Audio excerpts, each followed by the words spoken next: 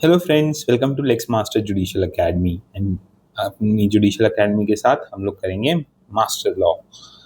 अब आज हम जो सब्जेक्ट डील करने वाले हैं वो कॉन्स्टिट्यूशन से है, हमारे संविधान से, भारत के संविधान के साथ में हम डील करना करेंगे। भारत के संविधान में हमारे कॉन्स्टिट्यूशन ऑफ इंडिया में फंडामेंटल राइट्स दे रखे हैं। ये 12 से 35 12 टू 35 में दे रखे हैं। हमने फंडामेंटल राइट्स कहाँ से लिए हैं? तो हमने यूनाइटेड स्टेट्स ऑफ अमेरिका से लिए हैं। जैसे हम अपने कॉन्स्टिट्यूशन से को बैग ऑफ बोरोइंग कहते हैं, क्योंकि हमने ऑल ओवर वर्ल्ड के कॉन्स्टिट्यूशंस को एनालाइज किया और जहाँ से जो भी अच्छा लगा उसको हमने ले लिया, जिसमें जो खामियां थी उसमें वो सुधार करा गया। फंडामेंटल राइट्स दो तरीके के कहे जा सकते हैं, कुछ जो सिटीजन्स को अवेलेबल हैं, कुछ सभी लोगों को अवेलेबल है। सिटीजन्स और नॉन सिटीजन्स को अवेलेबल है, मतलब जहाँ पर्सन वर्ड यूज किया गया है। जैसे freedom, like equality before law, सभी के लिए बराबर समानता का अधिकार सभी को दे रखा है। लेकिन रिजर्वेशन से रिलेटेड जितने भी प्रोविजन है ये केवल सिटीजन्स को ही अलाउड है। आप कोई भी अनटचेबिलिटी परफॉर्म नहीं करेगा तो ये सभी के को ये राइट अवेलेबल दिया गया है। Right against untouchability, prohibition of titles. लेकिन freedom of speech and expression केवल और केवल सिटीजन को दिया गया है। सर्टेन फ्रीडम्स केवल और केवल कुछ हमारे सिटीजन्स को ही दिए गए हैं, मतलब सारे हमारे सिटीजन्स को ही दिए गए हैं। 20 और 22 मतलब कुछ प्रोटेक्शन राइट देते हैं, ex post facto, double geode party, protection against self incrimination, ये सब लोगों को ये रखे हैं। राइट टू लाइफ सभी को प्राप्त है। कुछ राइट्स अगर कोई किसी को डिटेन करता है तब के लिए ये केवल ये सभी को अवेलेबल है। इसके साथ में माइनॉरिटी राइट्स की, माइनॉरिटी को राइट टू कंजर्व होता है या वो अपने एजुकेशन इंस्टीट्यूट बना सकते हैं, ये केवल और केवल सिटीजन्स को ही अलाउड है। अब हम पहला टॉपिक चलते हैं जो है right to equality, equality before law. इसको हम 14 को हम कह सकते हैं repository of all social justices. Article 38 DPSP में भी सोशल जस्टिस के बारे में बात करी गई है, हमारे प्रीएम्बल में भी सोशल जस्टिस के बारे में बात करी है, justice social, economic and political. इसलिए कहता है द स्टेट, अब स्टेट कहाँ डिफाइंड है? 12 में डिफाइंड है, और 12 इंटू 3 कितना होता है? 36। तो डीपीएसपी 36 में भी डिफाइंड है। शेल नॉट डिनाई, मतलब नेगेटिव लैंग्वेज में है कि भाई नेगेटिव तरीके से बोले, शेल नॉट डिनाई, या ये कह देते हैं, ये भी तो कह सकते हैं the state shall ensure equality before law and equal protection of laws, लेकिन इसने नेगेटिव लैंग्वेज यूज करी है, shall not deny to any person. तो देखिए पर्सन आप इसको इसके साथ लिंक कर सकते हो, citizen and non citizen with in India. Citizen हो, फॉरेनर हो, कंपनी हो, नेचुरल पर्सन हो, लीगल पर्सन हो, लेकिन आर्म फोर्सेस नहीं, क्योंकि आर्म फोर्सेस के लिए पार्लियामेंट डिसाइड करता है आर्टिकल 33 के accordingly. Equality before law, equality before law हमने कहाँ से लिया है? हमने यूनाइटेड किंगडम से लिया है, इंग्लैंड से लिया है।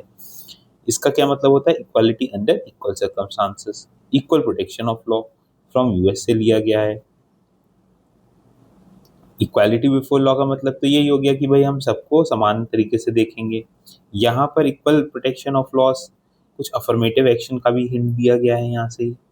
अब थोड़ा नैरो डेफिनेशन, मतलब अगर हम इक्वालिटी को डिफाइन करें तो बहुत वाइडर टर्म है, इसकी कुछ नैरो डायमेंशन भी हो सकते हैं और कुछ आपके ब्रॉड डायमेंशन भी हो सकते हैं। नैरो डायमेंशन से चलते हैं। पहला, रूल ऑफ लॉ। इसके तीन प्रिंसिपल्स होते हैं, supremacy of law, equality before law और predominance of legal spirit. Supremacy of law की लॉ सबसे सुप्रीम है। इक्वालिटी बिफोर लॉ मतलब मंत्री से लेके संतरी सब एक बराबर है लॉ की इन नजरों में, मतलब from prime minister to the clerk everyone is equal in the eyes of law. France में रूल ऑफ लॉ नहीं है, क्योंकि वहां पर सब लोगों पे समान कोर्ट नहीं लगते हैं, वहां पे डिफरेंट कोर्ट्स है पब्लिक और प्राइवेट इंडिविजुअल्स के लिए। प्रीडोमिनेंस ऑफ लीगल स्पिरिट एक और तीसरा इंपॉर्टेंट पॉइंटर होता है rule of law. Legal spirit का मतलब है कि हम टेक्स्ट पे नहीं, इंटेंशन पे भी जाएंगे कि भाई इंटेंशन क्या है ऐसी चीज लिखने की। ये रूल ऑफ लॉ कहाँ से है? ला प्रिंसिपल डीलीगलाइज्ड, government of law not of man.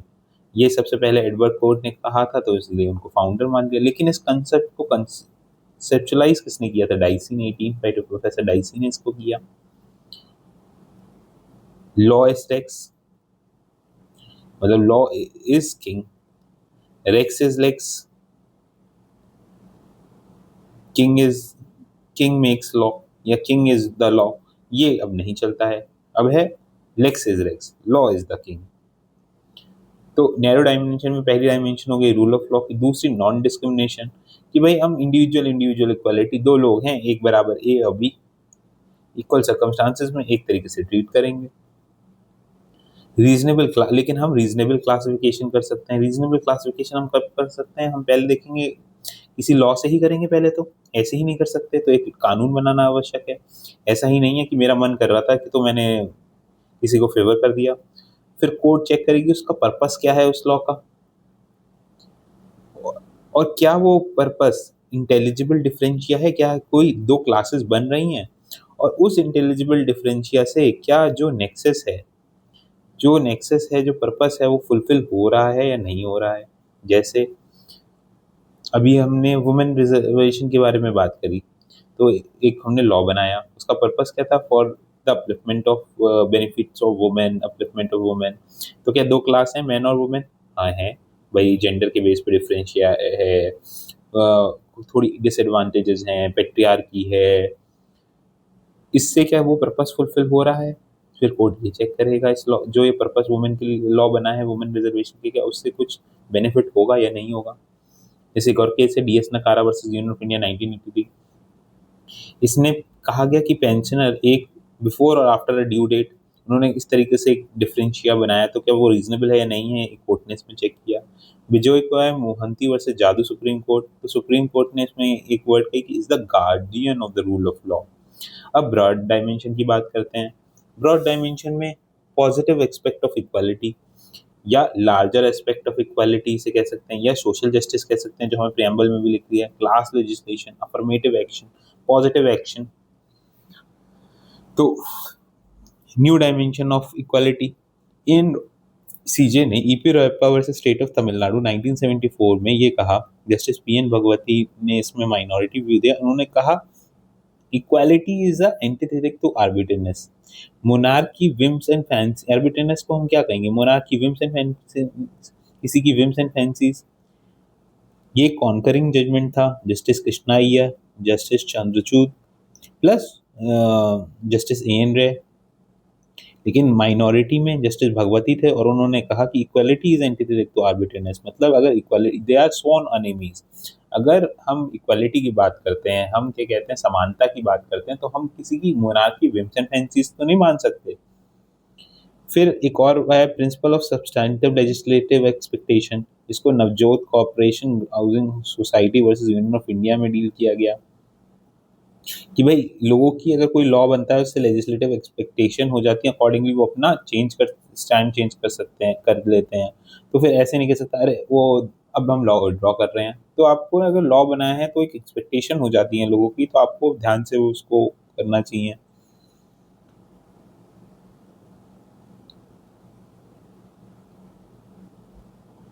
अब जैसे Indian council of legal aid and advice versus bar council of India, इसमें बीसीआई ने एक रूल बनाया कि 45 ईयर से ज़्यादा के लोग एडवोकेट्स की तरीके से एनरोल नहीं हो सकते। अब इन्होंने क्या एक लॉ बना दिया कि देखिए, फिर से देखिए कि एक लॉ बनाया कि क्या 45 से ज़्यादा के जो एडवोकेट है वो एनरोल नहीं होते। इसका पर्पस क्या है कि भाई क्या ज़्यादा अच्छे एडवोकेट्स आ जाएंगे, उनका मतलब था।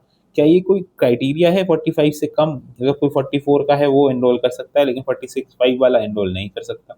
कुछ इससे कोई डिफरेंशिया हो पा रहा है, इंटेलिजिबल है, कोई रीजनिंग है इसके ऊपर? इससे क्या पर्पस, क्या मतलब अच्छे लोग एडवोकेसी में आ जाएं या हमारे लीगल प्रोफेशन को बेनिफिट हो, ये हो पा रहा है? नहीं हो पा रहा है। तो कोर्ट ने फिर ऐसे लॉ को स्ट्रक डाउन कर दिया आर्टिकल 14 में। लोक प्रहारी versus state of UP 2018, supreme court ने कहा कि जो लोग गवर्नमेंट अकोमोडेशन को मतलब हत्या के बैठे रहते हैं लाइफ लॉन्ग टाइम के लिए, तो ये भी आर्टिकल 14 का वायलेशन है। अब हम थोड़े टॉपिक्स रिजर्वेशन पे डील करेंगे, आर्टिकल 15 और 16। आर्टिकल 15 कहता है, एक तरीके से 15 और 16 हम कह सकते हैं they are extensions to article 14। Article 15 कहता है कि prohibition on discrimination on the ground of religion, race, caste, sex and place of birth. 5 चीजें हैं, ये सब चीजें भी याद रखनी है। तो state shall not discriminate, state क्या है, 12 और 36 में डिफाइंड है। 36 में डीपीएसपी के लिए डिफाइंड है और 12 में किसके लिए डिफाइंड है, एफआर के लिए, फंडामेंटल राइट्स के लिए डिफाइंड है। शैल नॉट डिस्क्रिमिनेट मतलब वही इंडिविजुअल इक्वालिटी, ए और ए सेम सर्कमस्टांसेस एक तरीके से ट्रीट किए जाएंगे। अगेंस्ट एनी सिटीजन तो सिटीजन हमने 14 किस में बेस्ड है, 14 लार्जर है, इक्वालिटी के बारे में बोलता है एवरीवन, लेकिन यहाँ पे रिजर्वेशन की बात आ रही है, सर्टेन चीज़ों की बात आ रही है, तो केवल और केवल सिटीजन पे राइट है। 5 चीज़ें, religion, race, caste, sex, place of birth, क्या क्या नहीं लिखा है, जैसे लैंग्वेज नहीं लिखा है। डिस्क्रिमिनेशन बाय प्राइवेट इंस्टीट्यूशंस, जैसे पब्लिक रेस्टोरेंट, वेल, टैंक, जैसे पहले हो जाता था कि dogs or Indians are not allowed, वैसा आप नहीं कर सकते।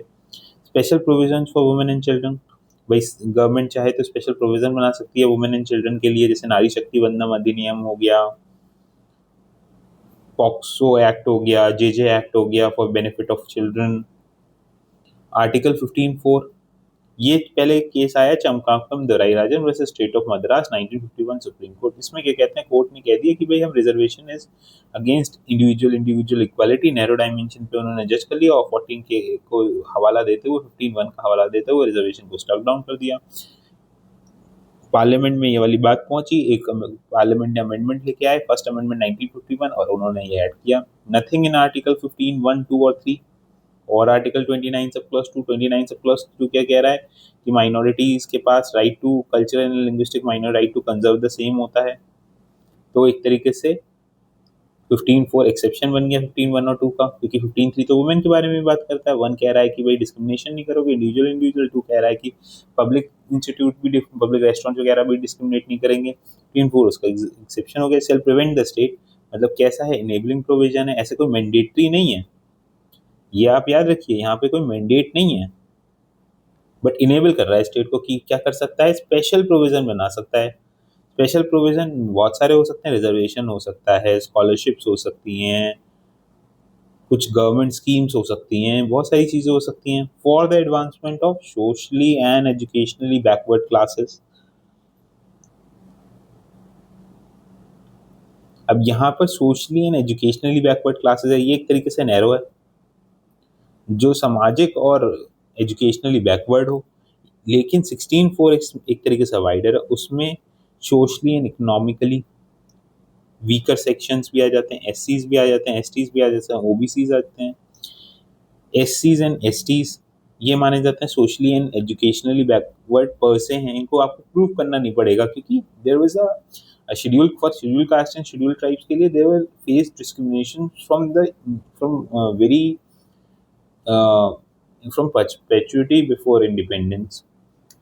आर्टिकल 340 है, वो डील कहता है कि एक कमीशन बनाई जाएगी, मतलब national commission for backward classes, जिससे डिसाइड होगा कि कौन बैकवर्ड क्लासेस में है, जिससे कि ओबीसी रिजर्वेशन वो मिल सकता है या नहीं मिल सकता है, ये कौन बनाएगा, प्रेसिडेंट बनाएगा। Balaji versus state of Mysore 1963, इसमें कहा कि कास्ट एक रिलेवेंट फैक्टर तो है, लेकिन सोल फैक्टर नहीं है बैकवर्डनेस डिसाइड करने से, इसलिए और भी चीजें, तभी लिखा सोशली एंड एजुकेशनली बैकवर्ड, ये सारी चीजें चेक करी जाएंगी रिजर्वेशन देने के लिए। आर्टिकल 46 डीपीएसपी का कह रहा है कि भाई ये डायरेक्ट कर रहा है स्टेट को, भाई डीपीएसपी आर्टिकल 37 कह रहा है कि नॉन इन्फोर्सेबल है, लेकिन एक डायरेक्टिव मैंडेट दिया गया है स्टेट को क्या करने के, कि education and economic interest of एससीज, एसटीज एंड वीकर सेक्शंस का इंश्योर करे। तो इस तरीके से हमारा फर्स्ट अमेंडमेंट एक्ट का रिजर्वेशन हो गया, मतलब हमारा फर्स्ट अमेंडमेंट एक्ट आया 1951 में, और we have particularly incorporated 15(4) which says there can be reservation। 16 sub clause 3 आ गया, जो कि कास्ट कैन बी द, किस तरीके से डिसीजन होगा to find out reservations and. अब इसके बाद हम सीधे आ जाते हैं Indira Sawhney versus union of India, फिर हम 16 और 15(5) पढ़ेंगे। Indira Sawhney versus union of India का जजमेंट आया 1992 सुप्रीम कोर्ट में, 9 जजेस बेंच की 6:3 थे, जस्टिस एस रत्नावल पांडियन जस्टिस थे। बात क्या हुई, इन्होंने इसमें क्या कहा गया कि रिजर्व, इसमें इंपॉर्टेंट कुछ पॉइंट दिए गए थे। पहला, रिजर्वेशन इज नॉट एंटी मेरिटियन, मतलब मेरिट के अगेंस्ट में नहीं है रिजर्वेशन। आर्टिकल 33-35 क्लेम्स कहता है कि SC/ST to service and post with administrative efficiency, कि हमें एडमिनिस्ट्रेटिव एफिशिएंसी भी इंश्योर करनी है SC/ST के क्लेम के तरीके से साथ में, प्रोवाइडेड कि जहाँ कुछ मिनिमम मार्क्स की रिक्वायरमेंट है वो रिलैक्स कर दी जा सकते हैं। ये 82nd अमेंडमेंट एक्ट के थ्रू आया था। Article 16(4) and 15(4) are not exceptions to article 14। 15(4) में आ गया रिजर्वेशन फर्स्ट अमेंडमेंट के through. Not exceptions to article 14 but extension to article 14, क्योंकि भाई हम आर्टिकल 14 को ब्रॉडर टर्म्स में देखेंगे, अफर्मेटिव एक्शन के टर्म्स में देखेंगे। यहाँ पे 15 में केवल बैकवर्ड क्लासेस SC STs के लिए है रिजर्वेशन, लेकिन PWDs के लिए, person with disability, sports quota, army quota, freedom fighters के लिए अभी भी 14 में ही है। एक्सटेंट ऑफ रिजर्वेशन प्रोपोर्शनेटली है, ऐसा नहीं है जिसकी जितनी भैया जाति जितनी संख्या उतना ही रिजर्वेशन, बट एडिक्वेट है कि उनको रिक्वायरमेंट कितनी की है जिससे उनका अपलिफ्टमेंट हो जाए, उस कोई those who are left behind the race of success, कि उनको हम अपने हाथ बढ़ा के उनको साथ में लेके चलें। M Nagaraj versus union of India 2006 में सुप्रीम कोर्ट ने 5 जजेस बेंच में कबाडिया सचिव ने कहा कि ये एडिक्वेट डिसाइड किया जाएगा क्वांटिफाइबल डेटा से, लेकिन सुप्रीम कोर्ट कभी भी डायरेक्ट नहीं कर सकता गवर्नमेंट को क्वांटिफाइबल डाटा प्रोड्यूस करने के लिए या लेके आने के लिए, तब चेक करने के लिए। चेक जरूर कर सकता है कि क्वांटिफाइबल डाटा है या नहीं है, क्योंकि भाई आर्टिकल 50 क्या कह रहा है, separation of power between the executive and judiciary. तो judiciary can never direct executive, दोनों का भैया there wide separation of power between the judiciary, executive and the legislature. Legislature का काम है लॉ बनाना, एग्जीक्यूटिव का काम है एग्जीक्यूट करना, जुडिशरी का तो ये चेक करने का काम है कि भाई to test any law on the touchstone of constitution, कि कॉन्स्टिट्यूशन के तहत वो चीज ठीक है या नहीं है। क्राइटेरिया ऑफ रिजर्वेशन, तो इसमें दो चीज़ आई थी, ओबीसी SC ST, उन्होंने क्रीमी लेयर का कंसेप्ट किया कि भाई अगर जो लोग अच्छा कमा रहे हैं तो उनको हमें एक्सक्लूड कर देना चाहिए रिजर्वेशन। तो उन्होंने कहा कि ओबीसी के केस में हम क्रीमी लेयर को एक्सक्लूड कर सकते हैं, लेकिन SC ST के केस में क्रीमी लेयर एक्सक्लूड नहीं की जा सकती, क्योंकि SC ST do not face discrimination on the basis of their financial status rather than because of the Vedic scriptures and how they are treated by the society them thereof. तो reservation can be granted in 15 and 14। वो 15 में क्या कहा जाएगा, vertical reservation, लेकिन 14 में क्या है, हॉरिजॉन्टल रिजर्वेशन। हॉरिजॉन्टल रिजर्वेशन क्या होगा, ये PWD के लिए, स्पोर्ट्स पर्सन के लिए, आर्मी मैन के लिए, फ्रीडम फाइटर्स के लिए। तो इससे क्योंकि इंदिरा गांधी में Indira Sawhney versus union of India में दो जियोस गवर्नमेंट ऑर्डर्स आए थे for reservation for EWS and for reservation of OBC। OBC वाला फिर पास हो गया, इसको स्ट्रक डाउन कर दिया गया, और ओबीसी वाला फिर चैलेंज किया गया Indira Sawhney versus union of India में, और कोर्ट ने कहा कि हाँ yes OBC reservation can be there. 1992 तक हमारे पास we have OBC reservation also. Then 93rd amendment act 2005, हमने आर्टिकल 15 सब प्लस 5 ऐड किया। इसमें क्या गया, नथिंग इन आर्टिकल 15 1 2 3 एंड 4 और 1G it is freedom of trade. Special provision बना सकती है state for admission to educational institution included private educational institutions, aided या अनएडेड, मतलब सरकार उनमें मदद कर रही हो या ना कर रही हो। तो ये किस बेसिस पे बेस था कि भाई प्राइवेट एजुकेशनल इंस्टीट्यूट है, उसको भी तो सोसाइटी को गिव बैक करना चाहिए, मतलब they are getting funds and getting benefits of the society, so they should also give back to the society, and therefore they should also provide certain benefits to the backward classes. Is this also enable provision, and state can make even in the private educational institution there shall be reservation? लेकिन इसमें एक exception दिया गया, other than minority educational institution. Minority educational institution में normal reservation apply नहीं होता, वहाँ reservation minorities के लिए ही होता है। For example Jamia Millia Islamia, Christian, saint Stephen's, these are all minority institutions where reservation is for the minorities only. Then after 2005 we have latest 2019 EWS reservation, economic weaker sections के लिए reservation was added into the constitution under article 15 subclause 6, whereby it was stated by the 103rd amendment act that any person who is earning income less than 8 lakhs and has property has no property at all or very less property can get reservations, and this EWS 10% reservation, and will these in the 10% quota SC STs and OBCs will be excluded. The reservation was held valid in the case of Janat Abhiyan versus Union of India by the 5 judges bench on 7th of November 2022. So that was Article 15, Article 14 and the Indira Sahni judgment. Thank you, everyone. And in the next class, we'll be dealing with the Article 16 also. Thank you for being with me.